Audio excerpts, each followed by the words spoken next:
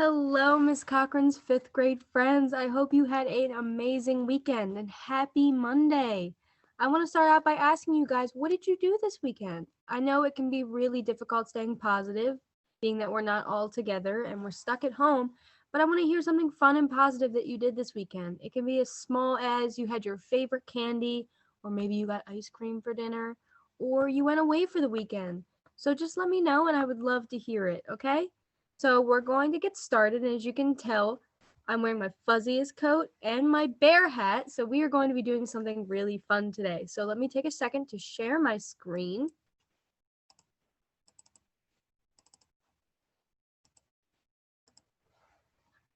So we are going to be doing an activity called How Many Bears? So before we do, we have to learn a little bit about one of my favorite animals. Can you guess what that animal is going to be? If you guessed a bear, you are correct. So we are going to be learning about the black bear. Look at him and his tongue. Isn't he so funny?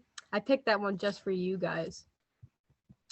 So black bears are mammals. So can we remember what mammals are? I'll give you a second to think about it. So if you said mammals are warm-blooded, you were correct. So they can also get so big. How big do you think they are? They can grow up to 5 to 6 feet long. That is probably as tall as a lot of the adults that you know. So one day you're going to grow up to be as big as a black bear. And they can weigh up to 200 to 600 pounds. That is so big. A black bear's natural habitat is in the mountains and forests of North America.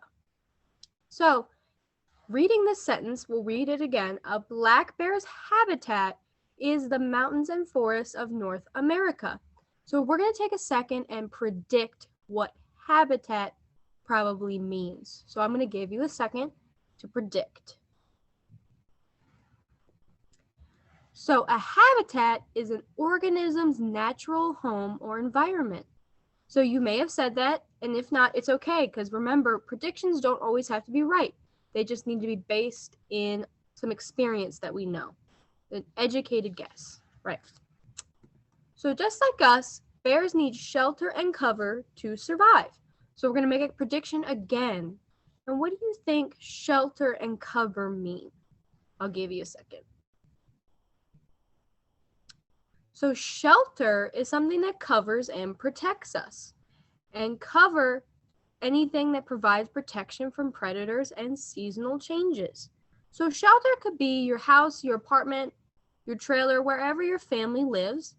And cover can be the same thing, or it can even be maybe you've gone camping with your family and your tent provides cover for you, right?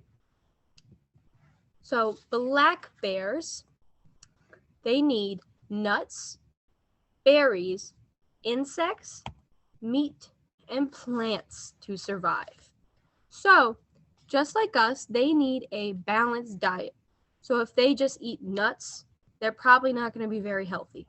So they need all 5 of these things to survive, to have a well-balanced diet.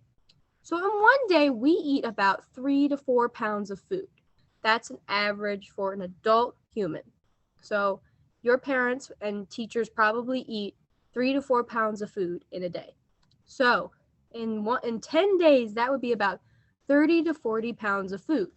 And I know that sounds like a lot, but I'm going to give you a guess. So if we eat 30 to 40 pounds of food in 10 days, that's 10 days, how much do you think a black bear would need? I'll give you a few seconds to think about it. So nuts, they need 20 pounds of food, berries, 20 pounds, insects, 12 pounds, meat, 8 pounds, and plants, 20 pounds. So if you add that all up, that would be 80 pounds of food every 10 days. That's a lot of food, isn't it? That's about double the amount of food that we need just for one black bear. So something that bears have to deal with are limiting factors. And a limiting factor is something that limits the animal or population.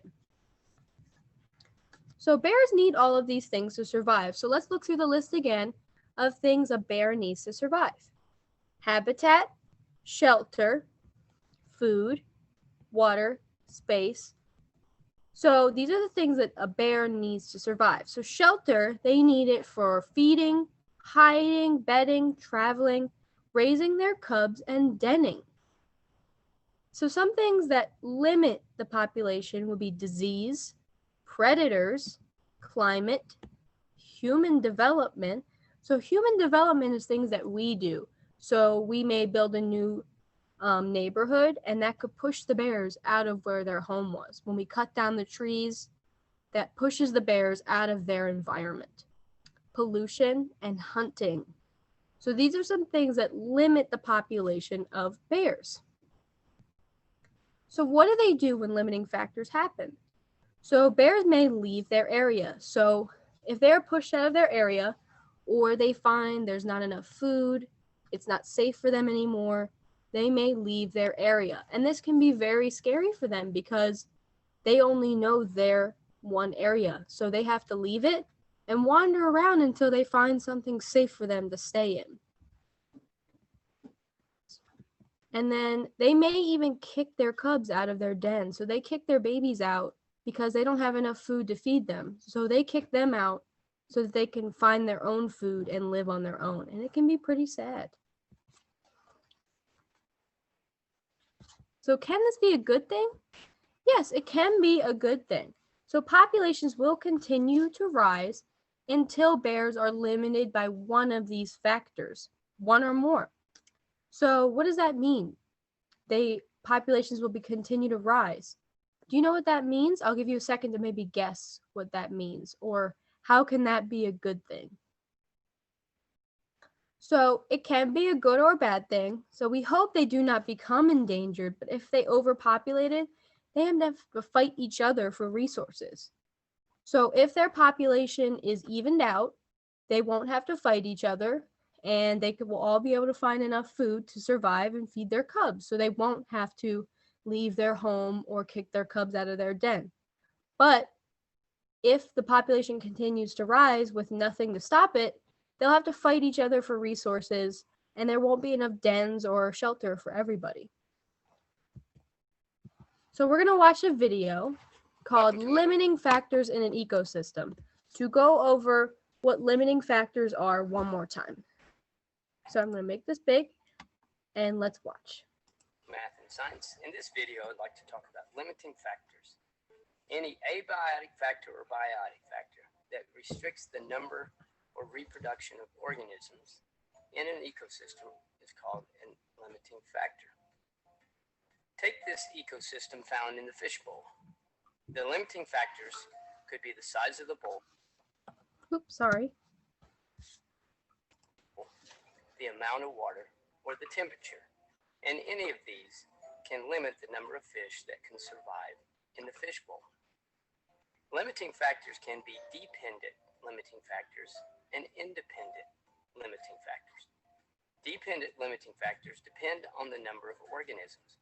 For example, the amount of food available for each organism depends on the number of organisms in this ecosystem.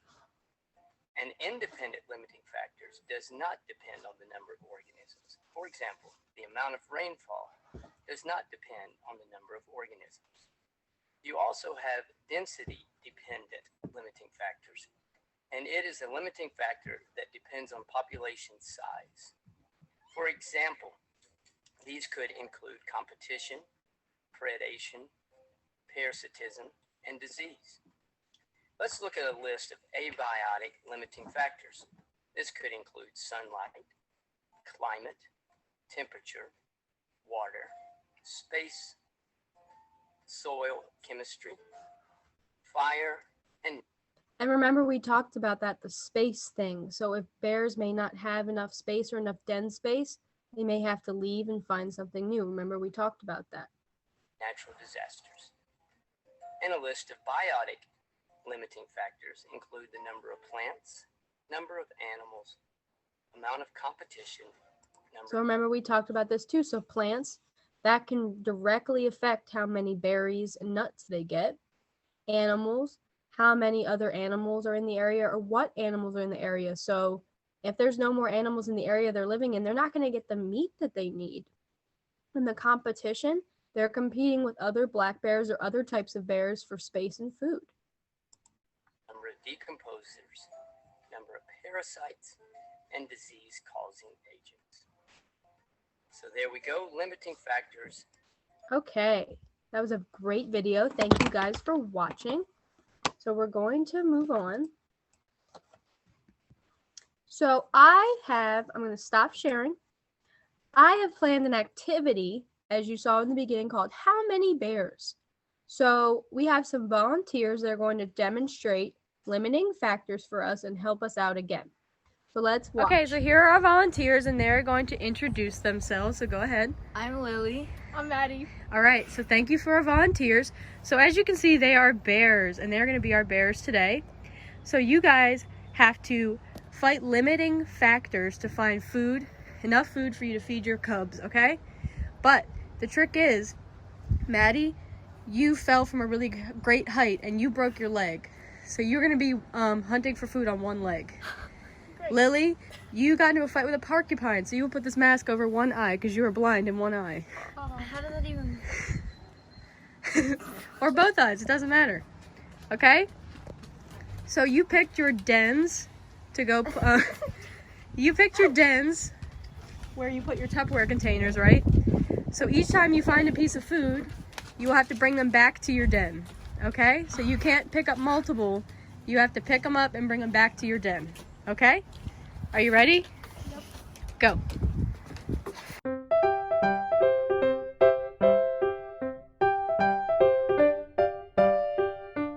All right, good job to our volunteers. Yeah. So, as we learned earlier, black bears need 80 pounds of food every 10 weeks to survive.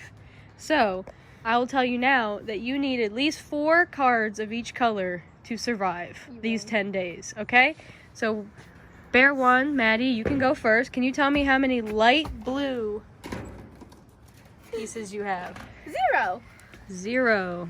How many orange pieces do you have? 2. 2. How many dark blue? 2. 2.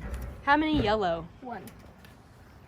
1. How many red? 0. 0. And how many green? 2. Okay, so there we have Bear 1. Bear 2. How many light blue do you have?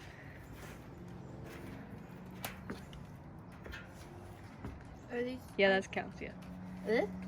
No, that's dark blue. Colors are hard. I have 4. So Bear 2 found all the water cards. How many orange do you have? 1.